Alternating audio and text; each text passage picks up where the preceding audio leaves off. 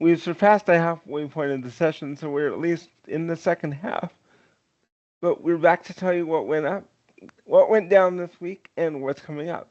He's Nate, and I'm Andrew, and this is the DLC's Policy Corner.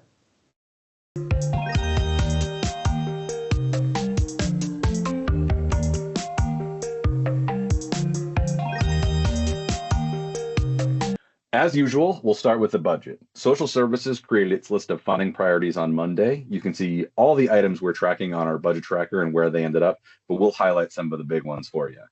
On SSA's list, their first priority is the waiting list, and they are telling EAC to put $12 million in for that.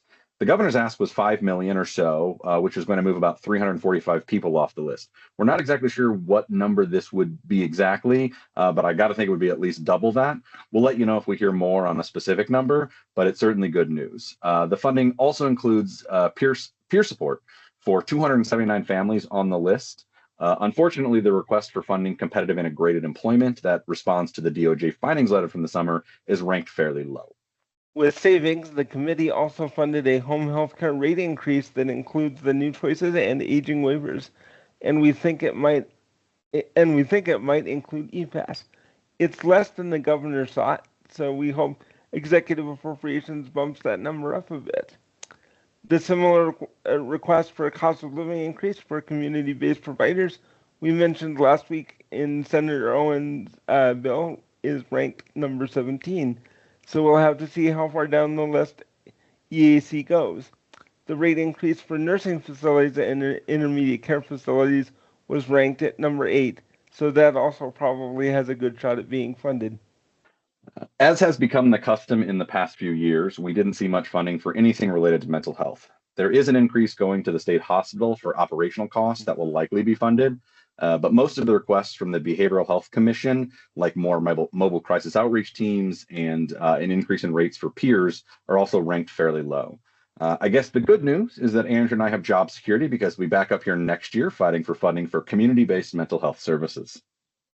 Moving on to bills, Representative Daley Provost's HB 310 got out of committee.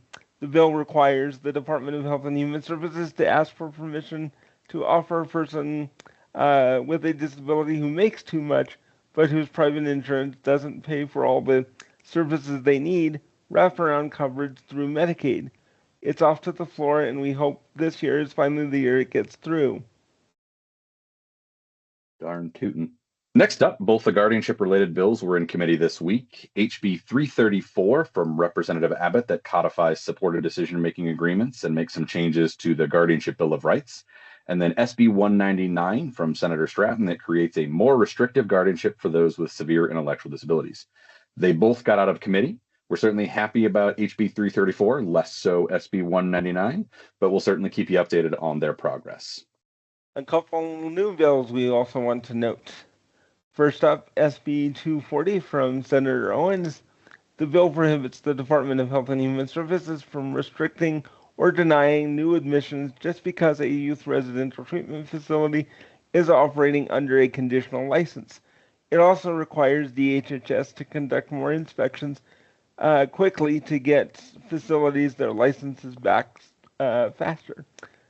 Given all the work we've done in recent years to get more oversight of facilities and for DHHS to take action against bad facilities, we have concerns about YRTFs getting their licenses back faster, especially where there have been years of problems like sexual assault.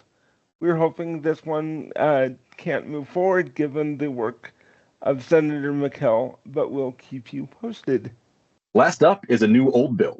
Senator Brammer has brought back his Medicaid bill from last year, which is SB 257 this year.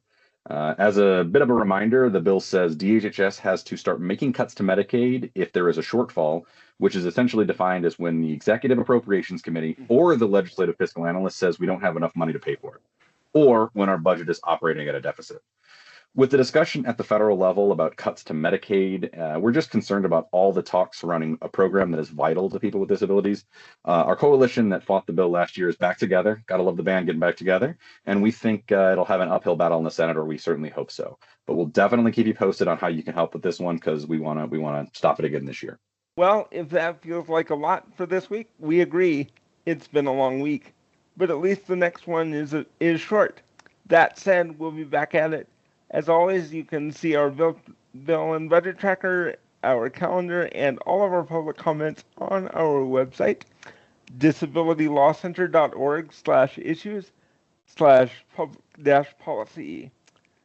It was kind of cold this week, Nate, so I'm glad we had all this legislation to keep us warm. Thanks for watching, and we'll see you next week.